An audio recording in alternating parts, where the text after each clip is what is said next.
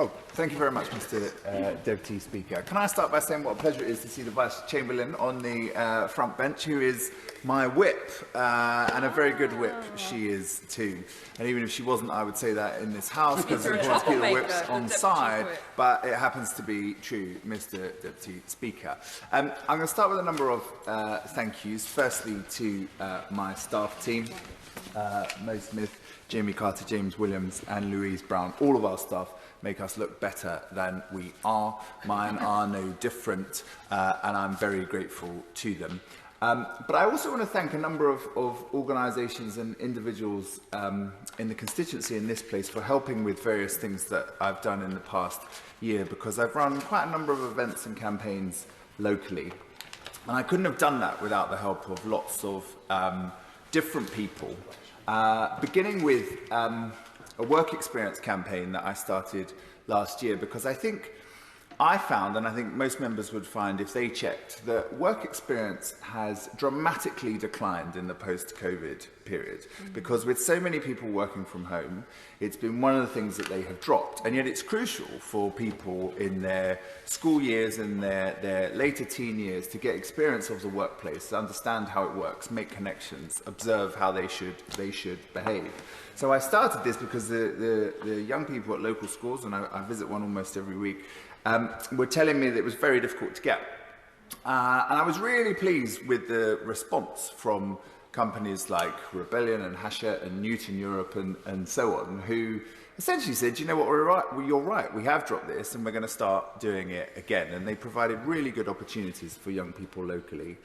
And most of those companies, along with other organisations like the NHS, the Army, Elite Youth Sports and so on, then supported an apprenticeship fair that I ran this year to try and widen the knowledge and access to apprenticeships that we had locally. We've got lots of great apprenticeship opportunities locally and lots of great organisations offering them. So I'm very grateful to them. I'm very grateful to Thames Valley Police, who've run a couple of crime summits with me locally, which were organised after people had reported an increasing number of crime incidents, particularly antisocial behaviour, but also business burglaries and things like this. And these things are they were very much for constituents to be able to raise their concerns directly with the police and find out what was going on. But I think it's fair to say that the police found in what they heard from people locally that there were things they realised they could be doing better, particularly in the handling of antisocial behaviour, from the focus that they give it locally when they're out and about, also to how people report it, because people were saying, for example, when I want to report an incident, it takes me 40 minutes online to do your form, and the police weren't aware it was taking it that long, and they've gone away to look at that. I also want to thank a few colleagues on this side of the House. So the Minister for Science for taking part in my Science and Tech Forum, which we did with companies in Harwell and Melton Park, so that they could talk about the challenges they were facing. Secretary of State for Energy Security and Net Zero for taking part in my 3rd annual climate summit a couple of weeks ago. And just last week, the Farming Minister for meeting farmers. Got lots of great farmers across my constituency, farming dairy and beef and arable and so on. And he came to the constituency and sat there, and as we know, farmers are a challenging bunch. But our farming minister gives as good as he gets, and I was very grateful to him for taking part in that forum.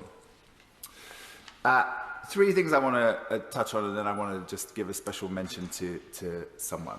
So, too many houses, not enough infrastructure. This is the thing I hear every single day since the point I've been elected. Every week when I knock on doors, every email that I receive, I know my constituency is not the only one with this challenge. And particularly when it comes to health services, I mean, this is a reason we want Grove Station reopened and better roads and so on, but particularly when it comes to health services, we have not seen an increase in the number of GPs that we need for the people that we have in the constituency. And in a health survey I ran earlier in the year, 97% of people felt we didn't have enough GPs for the number of people that we have locally. We've got one particular estate, Great Western Park, which has been waiting 8 years for its promised surgery. We've got another one being built right by it, Western Valley. These two estates alone are going to add 18,000 people to the area. There's not a single new doctor. And much as the Lib Dem run council and local health leaders all say they're committed to try and solve this problem, we're just not seeing any progress with it. So this is something I'm going to keep banging on about, because when people feel that an increased population affects their quality of life, it's no wonder that they don't want to see more people being added to their area. They become resistant to houses where they might not have been before. And we've just got to bang people's heads together and try and make some progress on this area.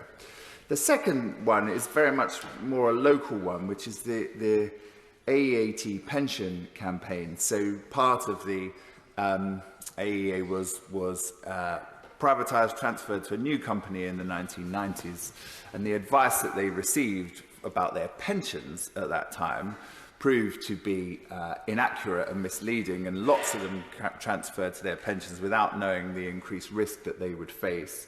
And that company went bust. They ended up in the Pension Protection Fund.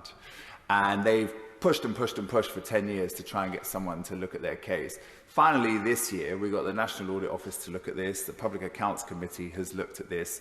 We now await the government's response. But I've been really pleased at people supporting that campaign. My honourable friend, the member for Newbury, is one of those people who supported our campaign there, because they've been trying for so long to get their case heard, and now they are finally doing so. And then the third is the local electricity bill. So I'm the lead sponsor of that, but we're just under half of MPs, half of the members of this place, just under now, support this bill. Which is to remove the barriers for people who want to be able to generate energy locally through renewable sources. At the moment, the startup costs are too high, in the region of £1 million to get going, far too much for your local village or local organisation that wants to be able to do this. So collectively, we've been working on this, working closely with the minister in charge, and we are just on the cusp of progress on this, which I can't talk about at the moment. But although the amendments were not accepted in the Lords, we've had a very constructive relationship with the minister here, and we're going to have some very good news to announce on that front, which I think will make the supporters of that bill very pleased. My last thing, as I said, was just a special mention. I'm patron of a number of local charities that I've talked about in this place before, like Play to Give and Secret Santa 365, but I am patron of a charity called Team Michaela, which was set up by it's incredible actually how many of the charities in my local area are set up by children. And this young lady, Michaela Beams, had a brain cancer at the age of 4.